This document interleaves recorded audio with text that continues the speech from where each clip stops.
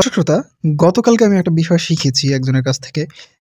আমার একটা গ্রামীণ সিমে আমি কিছু টাকা ভরে রেখেছিলাম, অনেকগুলো টাকা। যা প্রায় ভুলবশত প্রায় ৳৫০০ র মতো রিচার্জ করে রেখেছি, এখন দরকার নেই। অন্য একটা সিমে আমার খুব ভালো একটা অফার চলে এসেছে। এখন ওই সিমে যে আমি টাকা ভরবো, হাতের কাছে তখন ক্যাশ টাকাও নেই, কি করা যায়? তো একজন আমাকে বলল কি যে, "আপনি চাইলে আপনার এই সিম থেকে ওই সিমে ব্যালেন্স ট্রান্সফার করতে পারেন।" কিভাবে করা যায়? জিনিসটা কিন্তু শিখে আমার কাছে ভালো লাগলো, এজন্য আপনাদের সাথে শেয়ার করতেছি। ধরুন আমি উদাহরণ হিসেবে এয়ারটেল দিয়ে দেখাচ্ছি। এয়ারটেলে চলে গেলাম। আ এয়ারটেলে যাওয়ার পরে এখান থেকে আপনাদেরকে যেটা করতে হবে, আ একটু ওয়েট করতে হবে। আসার পরে এরকম অপশন চলে আসবে। এরপর আপনারা এইখান থেকে কি করবেন, এইখানে যে অপশনগুলো পাচ্ছেন এখান থেকে এই পাশে স্ক্রল করে আসবেন। ঠিক আছে? তো আমি এখান থেকে স্লাইড করলাম। তারপর এখানে আপনি দেখতে পাবেন ব্যালেন্স ট্রান্সফার একটা অপশন। এটা প্রত্যেকটা অ্যাপসে থাকে। যাওয়ার পরে এখানে এন্টার ইউর নাম্বার, এখানে আপনাকে এয়ারটেল নাম্বারই দিতে হবে। তো আপনি এখানে 016 দিয়ে শুরু করে একটা মানে দেখানোর স্বার্থে একটা নাম্বার এখানে আপনি দিয়ে দিবেন। আ দিয়ে দিলেই আপনার কাজ কিন্তু কমপ্লিট হয়ে যাবে। যখন এখানে টিক মার্ক হবে তার মানে গুড টু গো।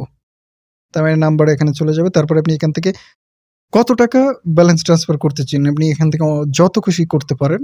সর্বনিম্ন আপনি ৳20 করতে পারবেন। ধরুন আমি এখান থেকে ৳20 ই দিলাম।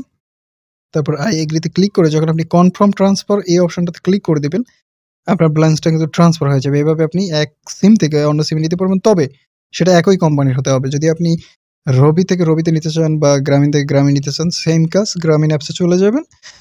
তো গ্রামীণে যাওয়ার পরে আপনি একটা গ্রামীণ নাম্বারে টাকা কিন্তু রিচার্জ করতে পারবেন একটা সিম থেকে আরেকটা সিমে। এভাবে আপনি চলে আসবেন। তারপর এখান থেকে স্ক্রল করে নিচে আসার পরে এখানে অপশন পেয়ে যাবেন। এই অপশনগুলোর মধ্যে এপাশে আসলে একটু স্ক্রল করে সিমোরে ক্লিক করলে আপনারা এখান থেকে কিন্তু ওই ব্যালেন্স ট্রান্সফার এর অপশনটা পেয়ে যাবেন। দেখুন সিমোরে যখন আমি ক্লিক করলাম, তখন এখানে ব্যালেন্স ট্রান্সফার এর অপশনটা কিন্তু উপরে দেখাচ্ছে।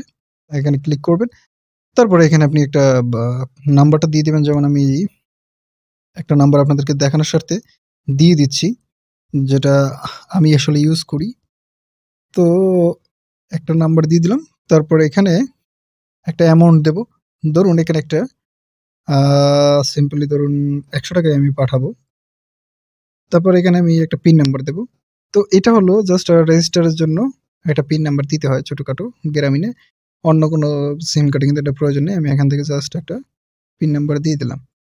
দেওয়ার পরে আপনি এখানে ট্রান্সফার এ ক্লিক করে দিবেন, টাকাটা চলে যাবে।